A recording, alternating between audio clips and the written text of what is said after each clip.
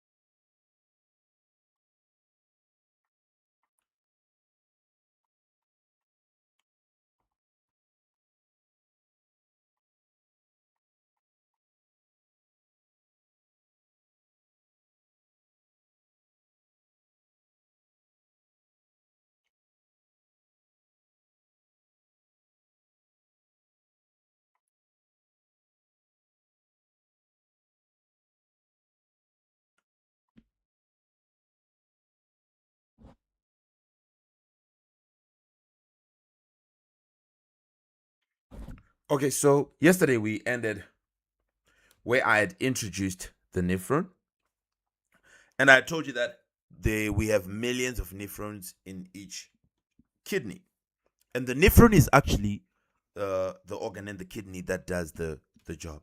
The tubules, these are the ones that will be doing the job. So we're going to be looking at diagrams today, and we're going to be talking about it. We need to quickly get through. I'm going to be moving very fast, so we don't have time. So try to move as fast as I can.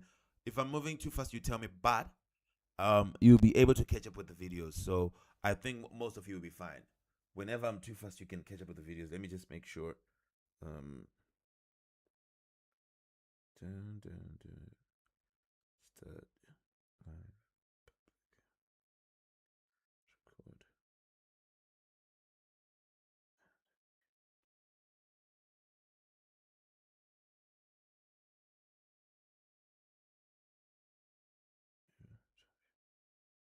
This.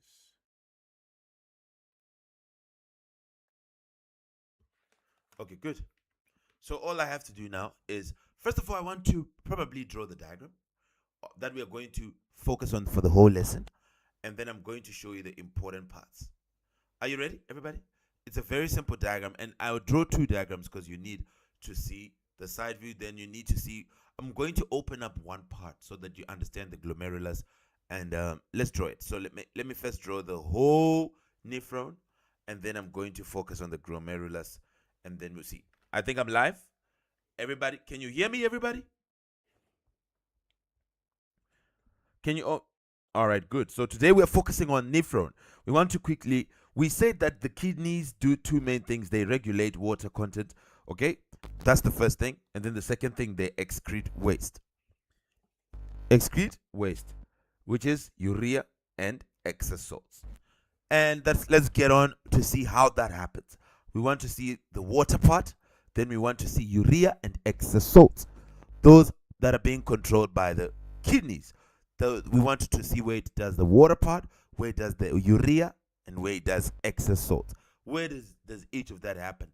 And for you to know all that, you have to understand the nephron. So today we are looking at the nephron. Okay, we talked about it yesterday. We are looking into it today. We saw its location when you look at it outside. When you look at the kidney, we said it's a tubule which will be here. Okay? What is making the sound? What is making the background sound? Is it somebody with an unmuted mic or what?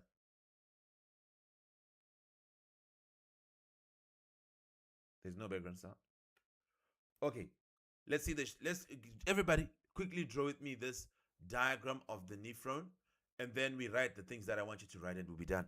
So I want you to just do it like this. Don't make it too complicated. You make a circle.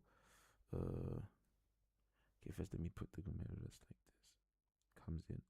One pipe comes in. Just as a semicircle. And the pipe goes out like this. Okay. Like this. And I'm going to do in black. Do it fast like me. Do it very, very fast like me. We don't have time.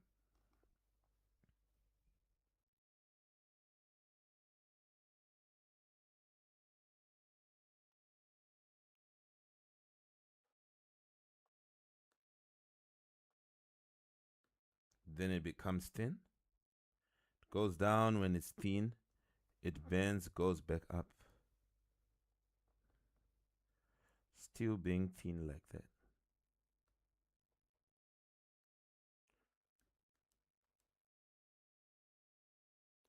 Then wherever it wants, it gets thicker again. Goes up like this.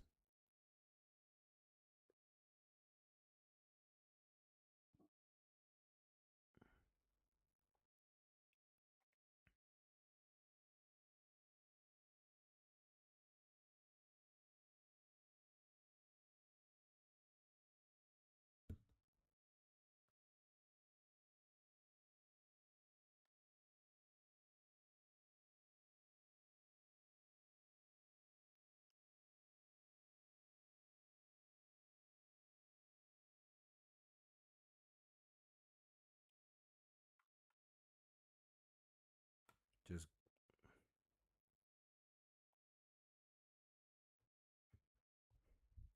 and then you just come in here. You just put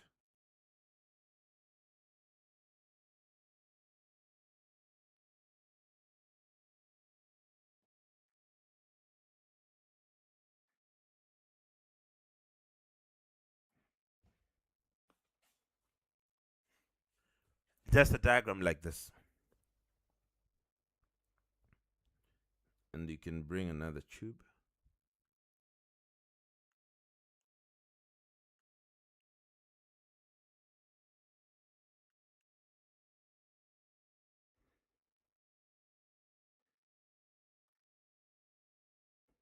Draw fast with me. Don't make it complicated.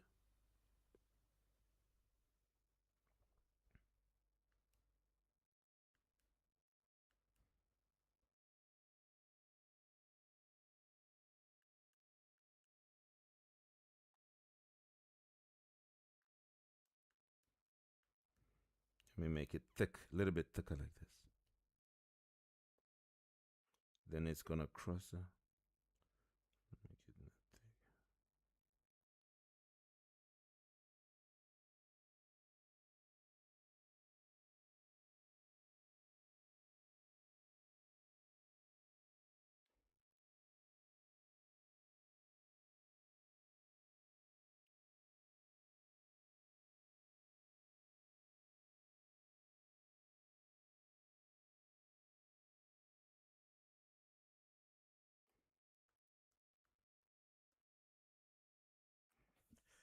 All right.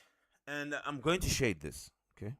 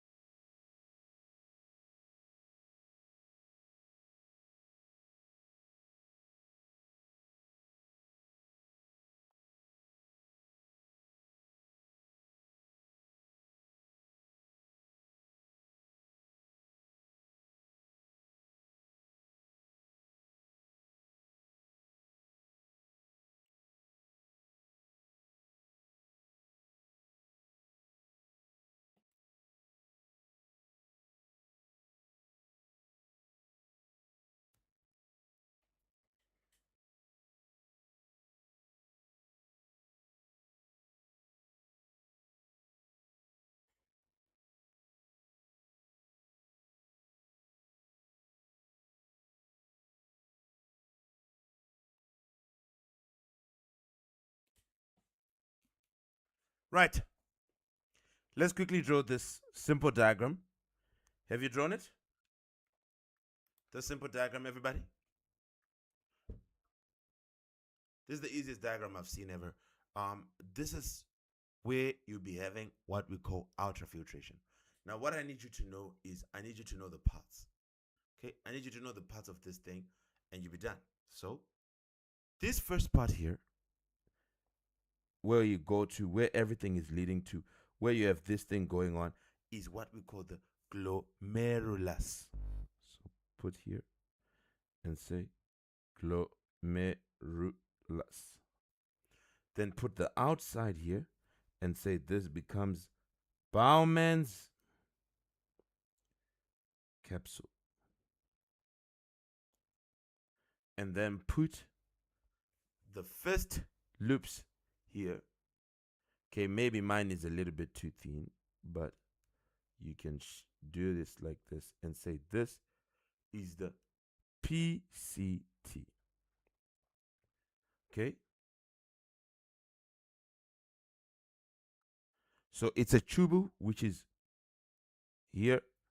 And then I want you to do here this second and say it is the D up until this one where the things are curving. This part where it's curving up and down like this. And I want you to call it the DCT.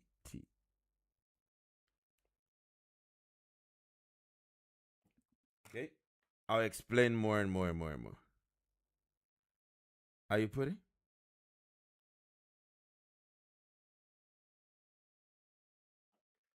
Yes. And now, last two things. Put for me this and say it is the loop of Henle. Then this, say it is the collecting duct. So with your eyes closed, you must be able to draw this. With your eyes closed, the blood tubes that I've put in orange, you don't have to always have them, but they are important. They are just going to show how blood moves. This is the blood supply of the nephron. So the whole thing is the nephron, and this in orange is the blood supply. Okay? It said the nephron blood supply. Okay? And you can say here it is for reabsorption. Reabsorption. We'll talk about it. So we have the loop of Henle. Loop of Henle is down here. Collecting duct, DCT, PCT, glomerulus, Bowman's capsule. Okay? C and T, these represents convoluted, then T, tubule. A tubule is a tube, tiny tube. So both of them are tubes, tiny tubes. So can you write to say tubule? Can you write that? That's very important. Okay? This diagram will help you to understand all we are going to write. Okay?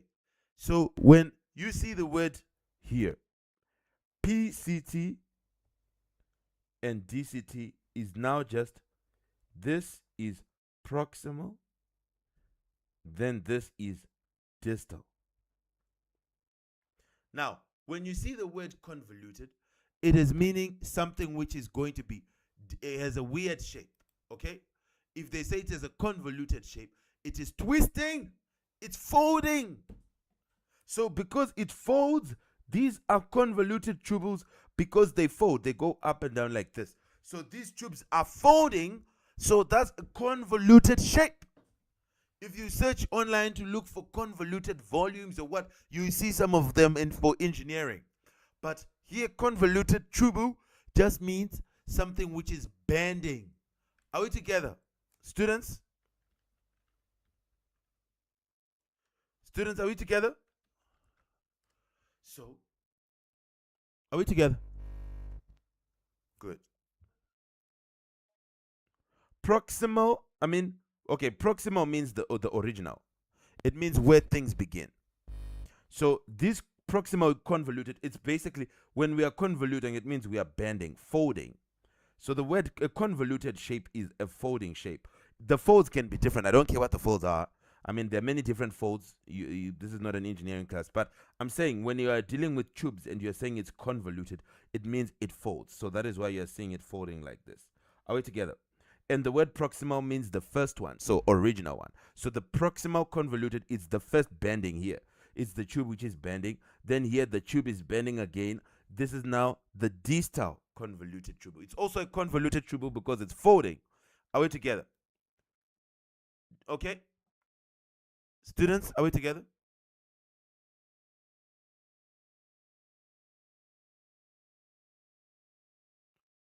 All right. So remember here, proximal convoluted tube, distal convoluted tube. Okay? Far away from the origin. Proximal is close to where the tube begins. Distal, it means down there. So when you have the same tube, we compare the words in when we look at diagrams, we compare the words proximal versus distal. Proximal will be the first one, the one which is closer to where everything begins. Distal is the one which is further. And they're convoluted tubules, which means they are folding. These tubes are folding. Then this here is the thin one, which is the loop of Henle. Then you have the collecting duct. Then you have the glomerulus. Then you're going to have the Bowman's capsule. And this is what will be your nephron. This is the tube. There are millions of them inside a kidney. What? That's some serious science. Yes, you have millions of them inside a kidney, and they are the ones that do the job of filtering your blood, which we'll be calling ultrafiltration. Ultrafiltration. So now when we're going to be looking at your glomerulus, we're going to be seeing that this is the supply. This is the blood supply to the nephron, okay? Nephron, blood supply to nephron, right? To the rest of the nephron. Here we have the glomerulus. What is going on at the glomerulus here? That is the question which you can ask me. So what is going on? Blood comes in via this one, goes out here. So if it's coming in, this is called the renal artery. Anything that brings blood is an artery. It brings blood from the heart. Anything which takes blood back to the heart is a vein. So this is a renal vein. The word renal is because it's at the kidney. Now, this is our nephron here. So, wow, really? Yes. So the Bowman's capsule is where your nephron is. Nephron, you can see it here. So glomerulus is what? It's blood supply. That's why it's orange. Nephron starts at the Bowman's capsule. Then goes to PCT. Okay. Proximal is beginning. Distal is end. So don't confuse PCT and DCT. They are convoluted tubules, which means they are folding. The proximal is the first one. Distal is in a distance. Proximal is in proximity, close by. In your proximity, it means close by. So proximal is close. Distal is far. Okay, a little more distance. And they're convoluted tubules. Now, we start with the Bowman's capsule. This is where your nephron begins. It travels and goes all the way. From Bowman's capsule, it goes to PCT, it goes to loop of Henle, it goes to DCT, then you see the collecting duct. Right. Now, what happens here? What are the things? We know that there's going to be some serious filtration here. These tiny holes are the ones that are filtering. These tiny holes, we're going to see what they will allow through and what they will not allow through. Are we together, everybody? What will they make come out, and then what will go into this Bowman's capsule? Let's write some things, then we'll come back. Let's write some things. Are you ready to write? Okay, so this blood supply to nephron, you can call it arterioles. By the way, you can call them arterioles. Small arteries supplying.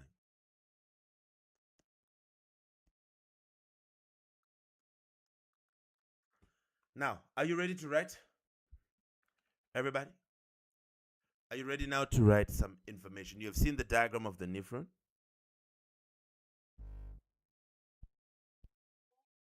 Right. So what did we say? I'm now writing fast. Who's going to be my timekeeper? Is it time up? No, it'll be time up at 8:30, right? At 8:45. It'll be time up at 8:45. When will it be time up?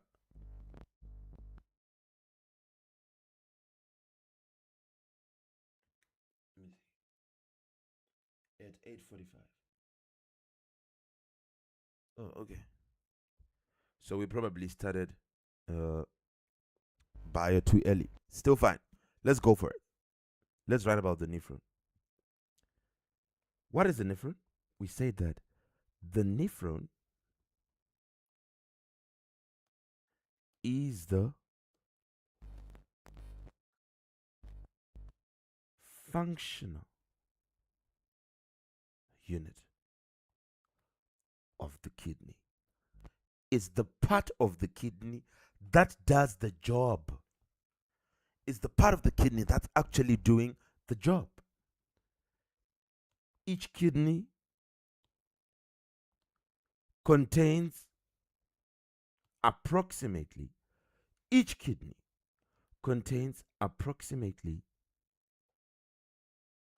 1 million nephrons. Okay? Each kidney has approximately 1 million nephrons. How exciting is that?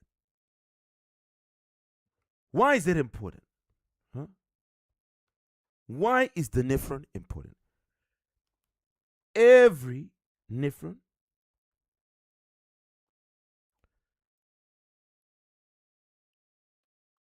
does 3 things. 1, filters the blood. 2, reabsorbs useful substances. And 3, produces urine. So when it filters the blood, it will reabsorb the things that are useful that were put out, and then it produces urine with things that are not useful. Okay? You cannot form urine without nephrons. So write that to say, without nephrons in the kidney, no urine could be formed. So if you have a problem with your kidneys, the nephrons in the kidneys, then that means, can you form urine? Can you form urine if your nephrons have a problem?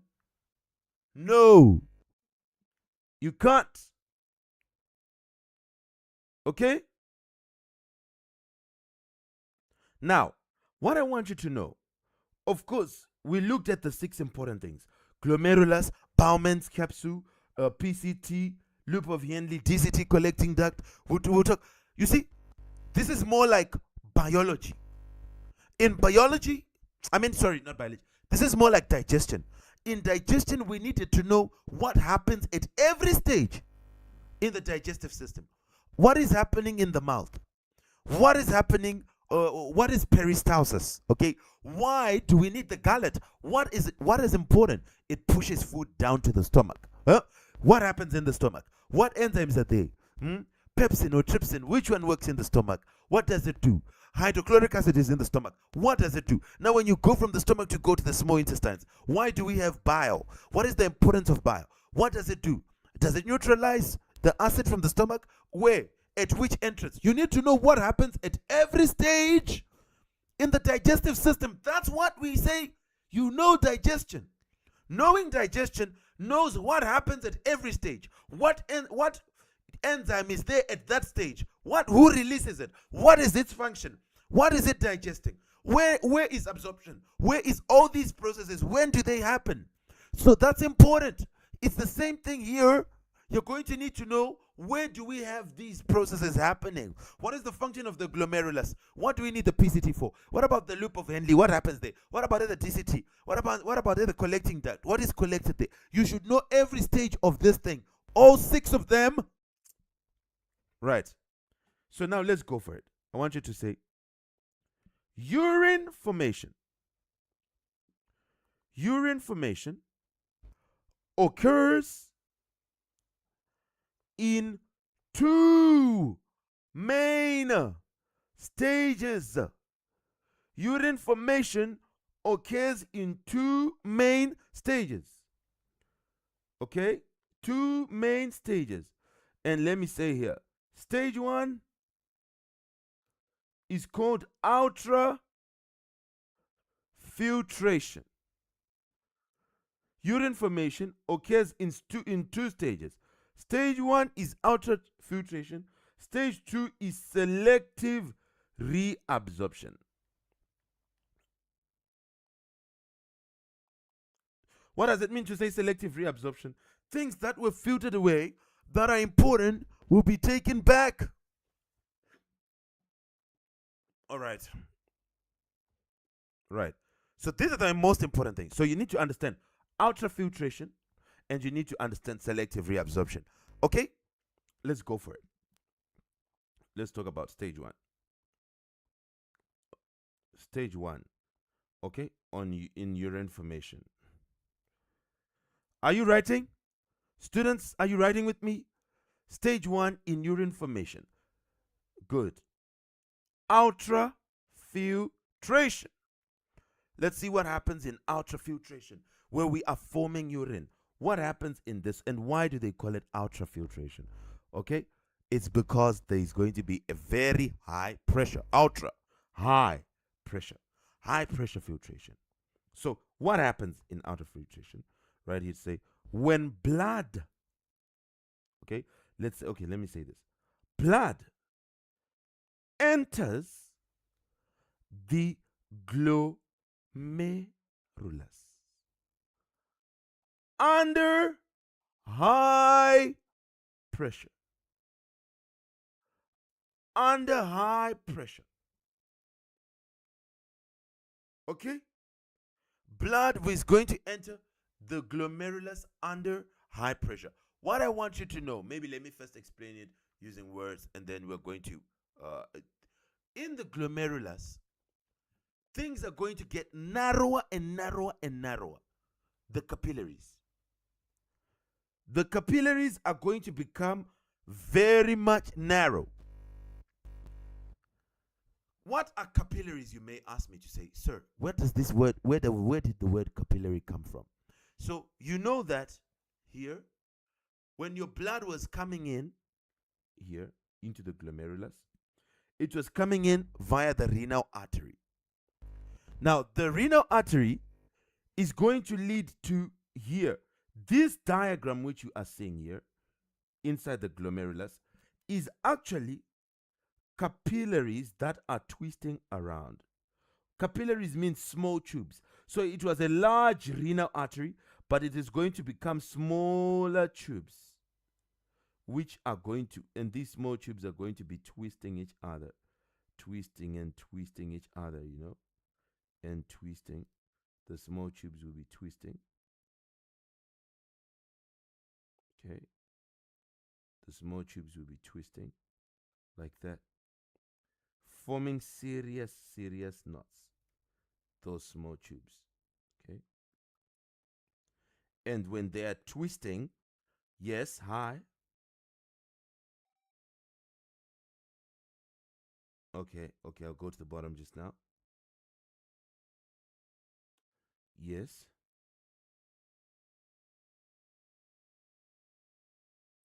Blood enters the glomerulus under high pressure.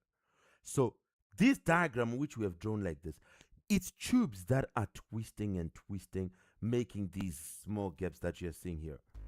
So what are those tubes called? Capillaries.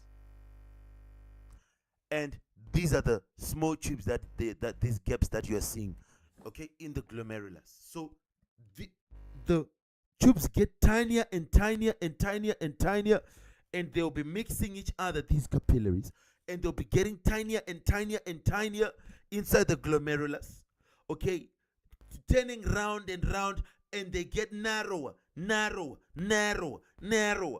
And as the narrower they get, they're squeezing the blood. And when the blood is moving through them and they're getting thinner, the pressure on the blood is increasing. Okay, and already it's at high pressure, because this is a renal artery which is connected to the aorta. Aorta, right from the heart straight to the renal artery. So the blood is coming with a lot of pressure already, and it's not being forced. Think of yourself trying to squeeze through a small opening. There'll be a lot of pressure, and this is what we call ultrafiltration, because the blood is trying to move through these thin tubes. And as it's moving through these thin tubes have small holes in them, and in those small holes you have glucose and urea coming out, falling out. Glucose will fall out, a glucose molecule will fall out, urea will fall out, because the holes will be enough for these things to fall out. So these things will be forced out of the capillaries. Glucose, urea, water, the salts. So let's write about it. Let's write about it. Are you ready? I've explained it. Now I need to. That is what we mean by ultrafiltration. Okay? So blood enters the glomerulus at high pressure. Why? Okay? Why? Because you should say this. The glomerulus, okay? The glomerulus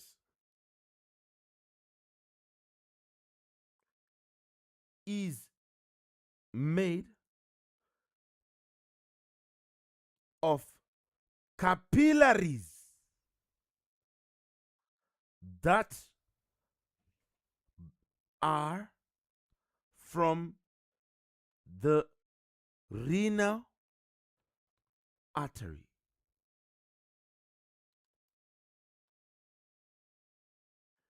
These capillaries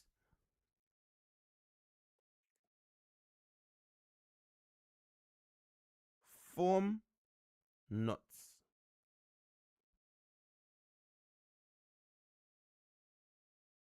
These capillaries form knots. Are we together? Okay? Students? Okay? I want you to say, inside the Bowman's capsule.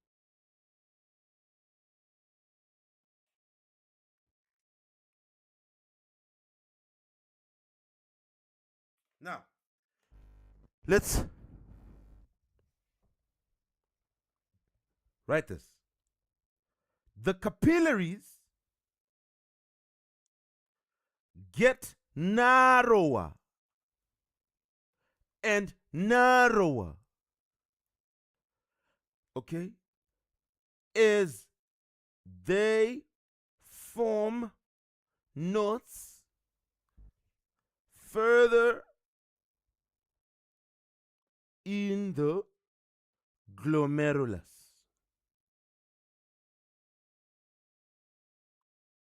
which increases the pressure on the blood. All right, I want you to put before here to say, in brackets, say, you say aorta to renal artery to capillaries in each nephron. The capillaries are in the nephron, are going into the Bowman's capsule of the nephron. So here we have blood. Glomerulus. You are tubes carrying blood, my friend. You are tubes carrying blood. The kidney starts there. It's waiting for you. So these tubes go round and round and round. They form knots and knots and knots. In other words, they go round, they'll be twisting and getting thinner and thinner, twisting into each other like ropes that you are mixing. Okay? And as they get thinner, the pressure, what they're trying to do is make the blood be at high pressure. In other words, force its way through the tube. Force its way. Okay, it increases pressure on the blood moving or flowing through them. Flowing through them.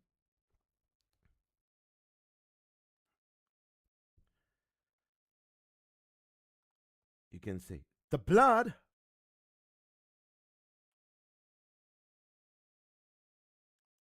is already at high pressure because it is coming directly from the renal artery, which is connected to the aorta. So, wow, this is ultrafiltration. Yes, the tubes get thinner. Yes, in the glomerulus. Yes, and the blood is made to force its way through that. Yes, as the blood forces its way through that, the molecules, some molecules are forced out. Yes, and the molecules forced out would be glucose, water, urea. Yes. So high pressure. This is what we call interpretation. You can say the this high, or you can say the high pressure eventually forces substance, smaller molecules,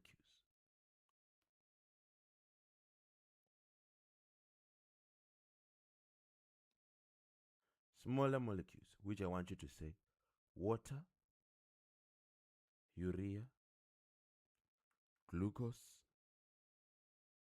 salts. The high pressure eventually forces smaller molecules, okay, water, urea, glucose, salts, out, okay, of the capillaries, through the walls of the capillaries,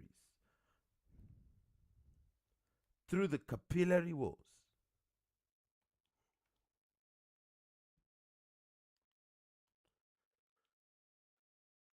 and into the Bowman's capsule.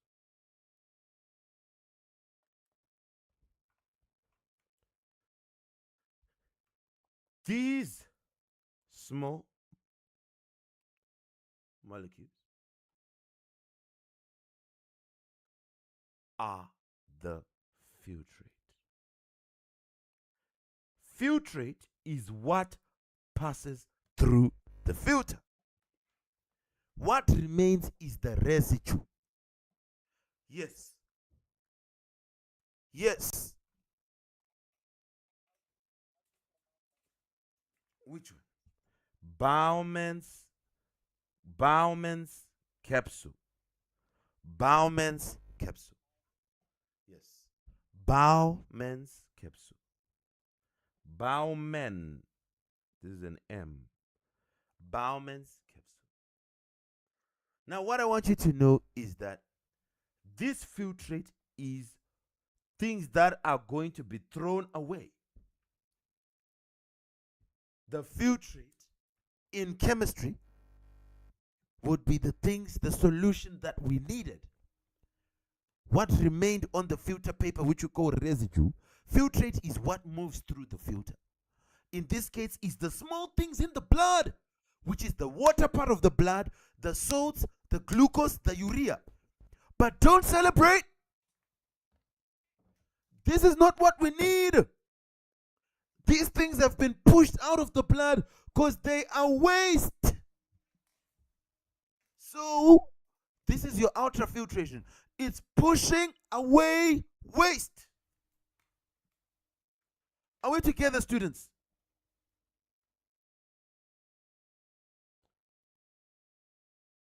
So,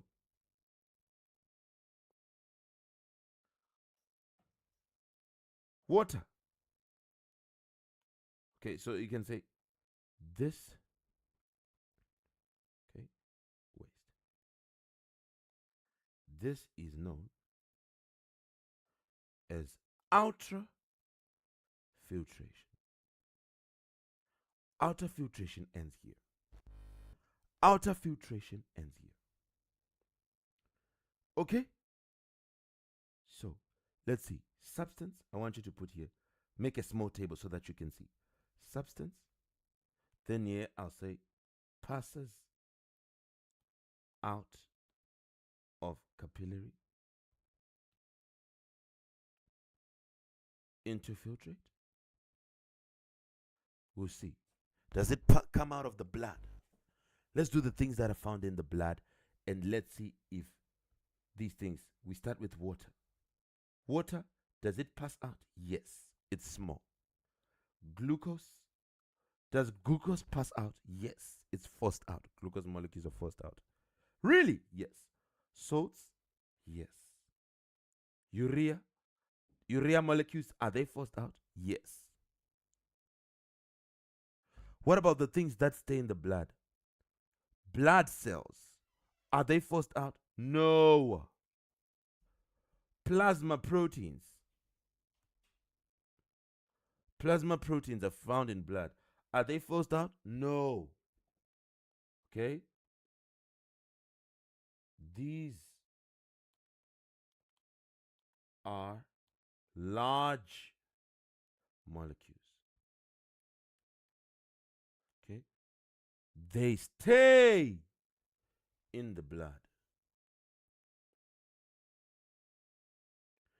Okay?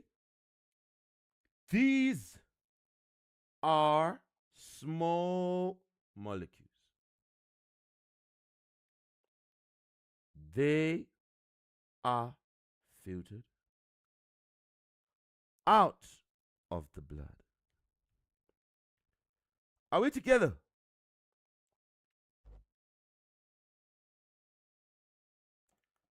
Are we together?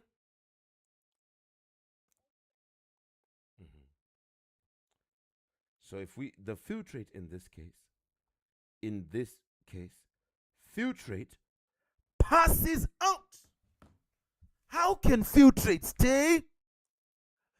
It's the small things that pass out, that pass through the filter. In this case, filtrate is the liquid formed inside the Bowman's capsule.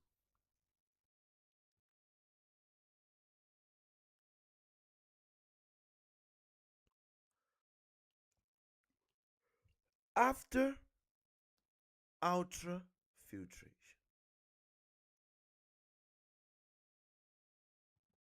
Are we together?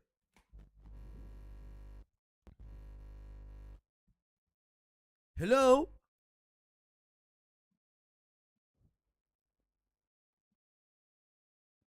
Good. Let's go to stage 2 of urine formation. Stage 1, we've seen all these things have been thrown out. Thrown out. Stage 2 of urine formation is now selective reabsorption. Class, what happens in this simple stage 1? ultrafiltration. What is that? It is when the small molecules in the blood are forced out at the glomerulus, and they're forced out out of the capillaries, okay, out of the blood, through the walls of the capillaries, into the Bowman's capsule. Into the Bowman's capsule.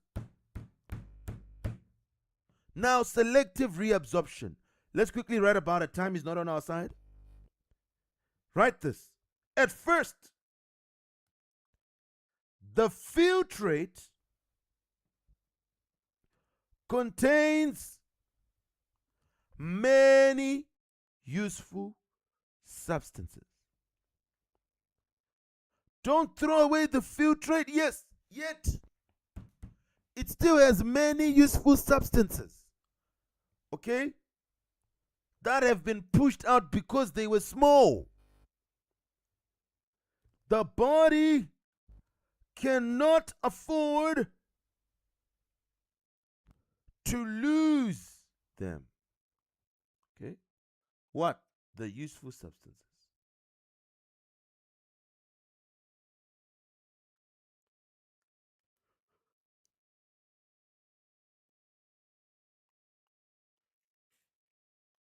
The body cannot afford to lose them. So, hey, Mr. Nephron, don't just throw away the filtrate. We still need some things. It will say, okay, so what will I do? So the nephron reabsorbs useful substances.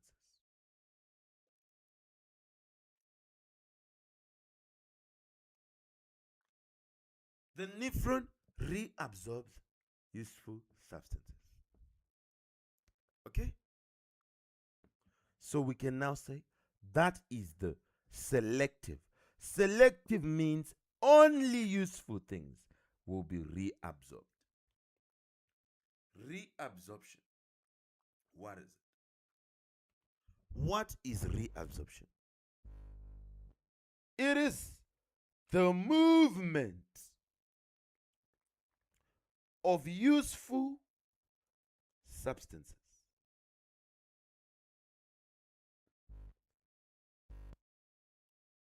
from the filtrate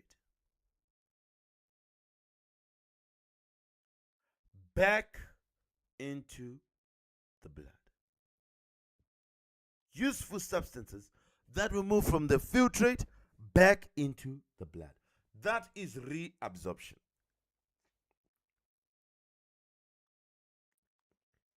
Are we together? Let's see the things that are useful and reabsorbed. I want you to say substance. Then you say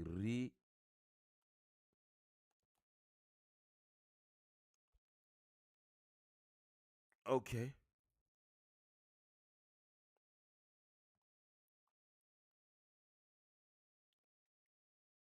Let's see the useful substance that the nephron will say, hey, wait.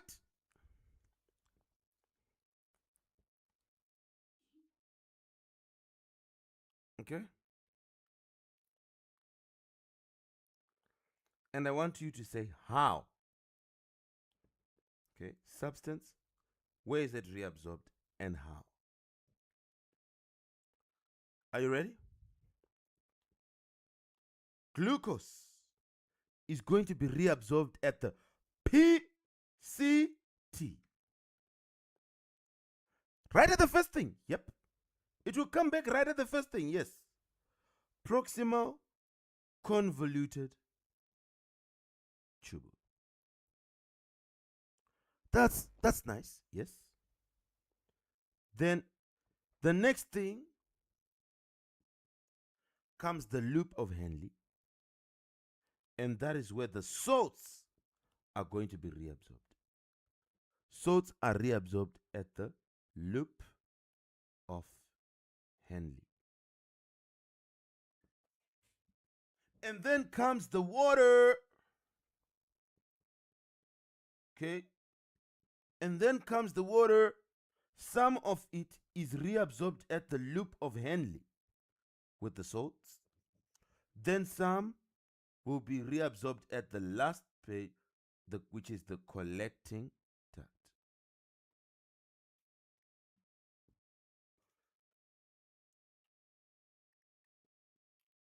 Then urea, okay, is not reabsorbed. Even the salts, it's not all salts that are reabsorbed. It's only those that are needed. Only the salts that are needed. Okay? Now, this I want you to say active transport is going to be the mechanism that is going to be used to take the glucose back in. Here I want you to say active transport and diffusion.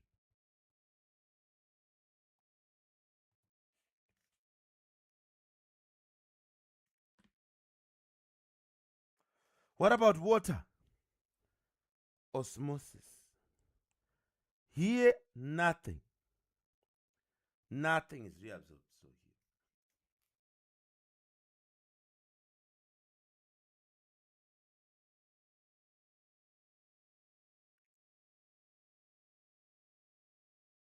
Can you put this? And here, for water, I want you to put in brackets to say most water. For salts, it's not all salts, no, but it's useful salts. Okay? But glucose is just reabsorbed. So what will the urine have? It will have urea, it will have some excess water and excess salts. It will have no glucose. If we see glucose in your urine, you have to be checked for diabetes. There should be no glucose in the urine. So urine should have excess salts because only the useful ones are reabsorbed. Water, excess water, because only the some of, okay, we can say most of the water, but some water is left. Then urea. These are the things we should find in urine. We can't find glucose. All of glucose is reabsorbed at the PCT. Are we together?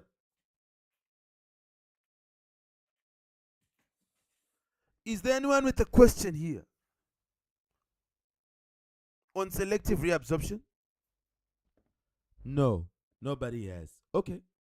I'll give you a few more things in our next lesson to finish this up and cap off this chapter. We'll talk about it and deamination, which is a very small thing. We've done the big job. We've talked about the 2 stages. Okay?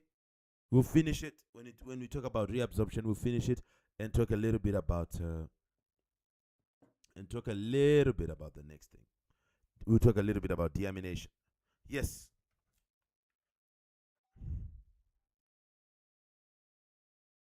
Okay, no problem. You get them on the site. Is it working on the site? Is your app working? Okay, that's where you get them. Thanks. I'll tell you the title. I'll label them nicely so you can see them. Who's that? What's your name? Majita, is your account working well on the site? Make sure.